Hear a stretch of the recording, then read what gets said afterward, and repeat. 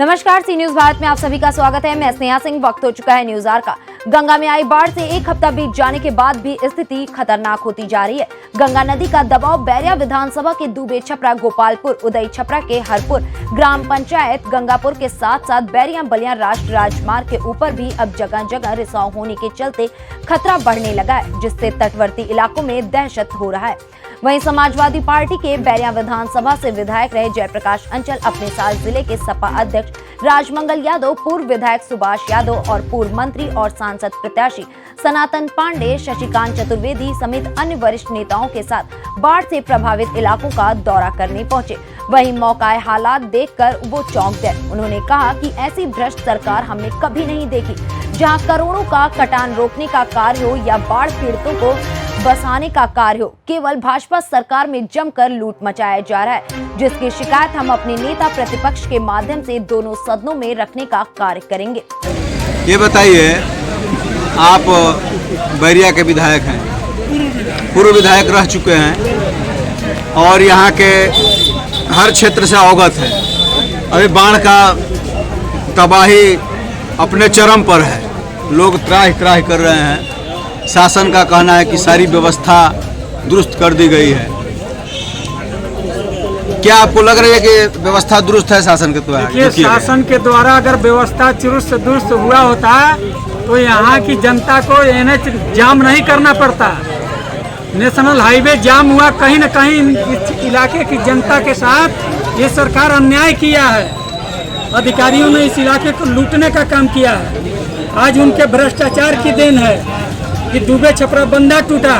और दुबे छपरा बंधा टूटा, अभी एक दिन तहसीलदार साहब मिले थे, कहे थे कि मैं पूरे गांव में पके पकाए भोजन बंटवाने का काम करूंगा। कितने लोगों को भोजन मिला? ये सारी जनता इसी इलाके की है। भोजन के नाम पर लूट से जनता का पेट नहीं भरेगा।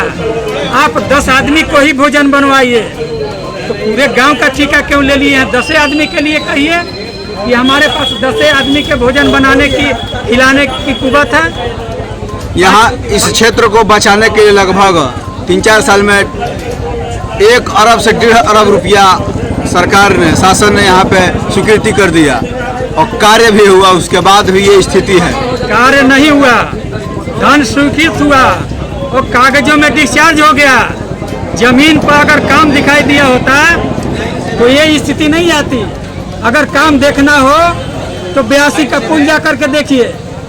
82 का पुल हमने अग्निशमन केंद्र बनवाया, मंडी का निर्माण कराया, 100 बेड का अस्पताल 27.5 करोड़ रुपए के लागत से सोनबरसा में मैं बनवा रहा था। जितना पैसा दिया वो काम रुका, आज तक वो काम चालू नहीं हुआ। क्या वो जनहित का मुद्दा नहीं था? इस इलाके के लोग बीमार पड़ते तो उस अस्पताल में जाते, इलाज नहीं होता। सिर्फ समाजवादी पार्टी के लोगों का इलाज होता है उस 100 बेड के अस्पताल में। 100 बेड का अस्पताल पूरे जनपद में कहीं नहीं है। लेकिन हमने इस इलाके के लाचारी, बेहोशी, परेशानी को देखते हुए हमने माननीय अखिलेश जी के द्वारा बैरिया के सोनबरसा में 100 बेड का अस्पताल पास कराने का काम किया। आए दिन एनएच पर एक्सीडेंट हो जाता था, लोग अस्पताल जाते जाते मर जाते थे और सोनबरसा में अस्पताल मिल जाने के कारण लोग सोनबरसा जाते 2-4-10 मिनट में पहुंच जाते, उनका इलाज मिल जाता, उनका जान बचाया जा सकता। इसलिए मैं अस्पताल पास करवाया। गंगा नदी में 325 करोड़ रुपए के लागत से शिवपुर घाट पर हमने पक्का पुल पास करवाया। जितना हमने पैसा दिया उतने का काम हुआ, उसके बाद काम बाधित है। क्यों काम बंद है? वो जनहित का मुद्दा नहीं है। समाजवादी पार्टी के सरकार में सिकंदरपुर से लेकर के लालगंज तक हम लोगों ने चौड़ी सड़क का निर्माण कराया। उतनी लंबी सड़क, जब सड़क का निर्माण हो सकता है तो ये बेलहरी से माझी घाट एनएच क्यों नहीं हो सकता है? ये पूछने का सवाल है।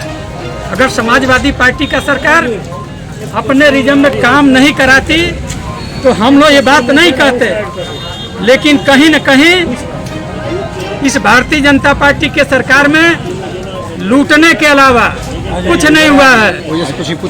अभी आप अप्रोच की बात कर रहे हैं। अप्रोच का काम पूरा हुआ होता तो इतना दबाव यहाँ नहीं आता। अधिकारियों का कहना है कि मतलब काम बरसात के कारण नहीं हो पाया है, बरसात के बाद हम फिर शुरू करा देंगे। 6 महीना पहले पैसा आ गया था, 6 महीना में क्या कर रहे थे लोग कि आज तक वो काम पूरा नहीं हुआ। क्या कोई उनको मना किया था क्या कि आप ट्रैक्टर न बढ़ा दीजिए, आप जेसीबी न बढ़ाइए, आप मजदूर न बढ़ाइए, आप अलग से बोरी का इंतजाम न कीजिए। आज जो बोरियां भरी जा रही हैं 20-20 किलो मिट्टी डाल करके, ये बताइए जब नदी का दबाव बढ़ेगा, हिलोर पड़ेगा तो मिट्टी धुल जाएगी और बोरी भी बह जाएगा। पहले बालू से होना चाहिए।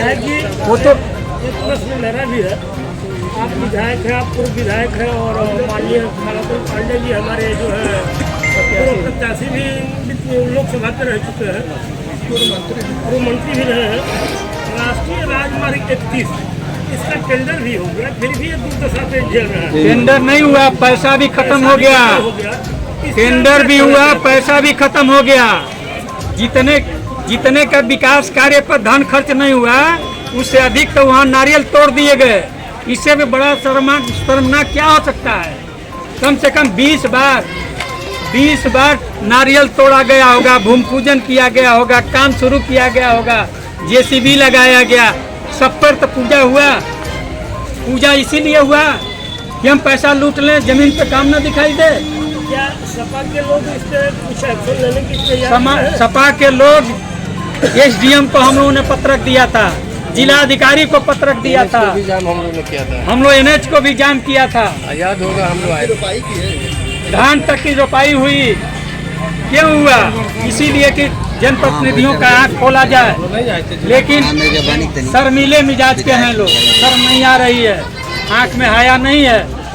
इसलिए कि आए दिन अभी कल परसों में आप पता लगा लीजिए, कहीं ट्रक पलटा है, कहीं टेम्पू पलटा है, कहीं मोटरसाइकिल वाला गिरा है। उठाना चाहिए था। ये मुद्दा उठा है, हम लोग लिख करके राष्ट्रीय अध्यक्ष जी को दिए हैं, माननीय अखिलेश जी को। ये NH का मामला है। शर्म तो उस स्थिति में आ रही है कि जिस जिले का 5 भारतीय जनता पार्टी के सांसद अब 6 हो गए, 6 सांसद एक नेशनल हाईवे रोड नहीं बनवा पा रहे हैं 40-50 किलोमीटर। ये बताइए, बहरिया ही नहीं बल्कि बिहार के लिए, बहरिया ही नहीं बल्कि बिहार के लिए ये हृदय मार्ग है। अगर हमें पटना भी जाना है, छपरा भी जाना है, सिवान भी जाना है, तो हमें इसी रास्ते से होकर के गुजरना है। ये सरहदीय सड़क है।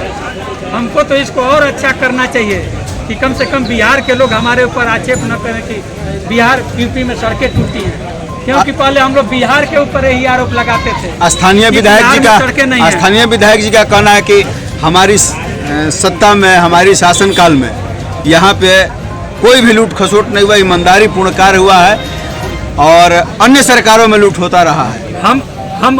हम उनके ईमानदारी पर कमेंट नहीं कर रहे हैं, लेकिन शर्म जरूर हमें आ रही है कि अगर वो ईमानदारी से काम कराए होते तो उस अप्रोच का पैसा लूटा नहीं गया होता, वो अप्रोच का काम पूरा होता।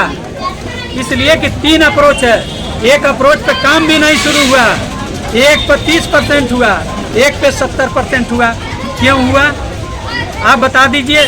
उनके सरकार की ही योजना है गड्ढा मुक्त। क्या रणनीति है आप लोगों की? गड्ढा मुक्त उनकी योजना है। अब मुख्यमंत्री जी आकर के आज चश्मा लगा करके देख करके गए हैं इस बाढ़ की विविधता को। सारे लोग डूबे पड़े हैं, आधी आबादी इस इलाके की डूबी हुई है नदी के बीचों बीच में। वो तो कह करके गए थे कि हम पक्का वो बना देंगे डिवाइडर, कहीं कटान नहीं होगी, किसी को तकलीफ नहीं होगी, जिनका घर बसा है घर बना देंगे। क्या बनाए? हमारी योजना नहीं थी, उनकी योजना थी। बनाना चाहिए। आज घरों में पानी डूब गया है, लोग नाव से बाहर आने के लिए विवश हैं। एक कार्य यहाँ पे अच्छा हुआ है, जिम्मेदार नहीं है विधायक जी। एक कार्य यहाँ पे अच्छा हुआ है, शासन के द्वारा 12 घंटे में बाढ़ के समय में डूबे 2 व्यक्तियों के खाते में 4-4 लाख रुपया शासन ने स्वीकृति करा दिया। ये कुछ नहीं हुआ है, ये अखिलेश जी की योजना है। अखिलेश जी तो 5-5 लाख रुपया दे रहे थे और सेम डे आप पता करा लीजिएगा, 12 घंटे में चला गया खाते। जिस दिन आप जगदीशपुर नर्मदा भुतौला का ले लीजिए, लगभग दर्जनों घर फंसा था। अब मौके पर सुबह के पहर ये SDM चेक लेकर के गए, संजोग से मैं बाहर था। हमने SDM साहब से कहा कि अभी जाइए 1 घंटे के अंदर में सारे लोगों को चेक बांट करके और उसके बाद आप वापस आइएगा। 1 घंटे के अंदर में सारे लोगों को चेक उन्होंने रिसीव कराया था मौके पर। ये तो 12 घंटे में दिए। ये 12 घंटे में दिए जी। हैं। वहाँ 1 घंटे में आप वहाँ के लोग होंगे तो पूछ लीजिए कितने लोगों का घर गिरा था। बलिया से सी न्यूज संवाददाता अर्जुन शाह की रिपोर्ट। फिलहाल इस खबर में बस इतना ही। देश विदेश की ऐसी तमाम खबरों को देखने के लिए बने रहें सी न्यूज भारत के साथ। हर खबर आपके साथ, आपके हाथ।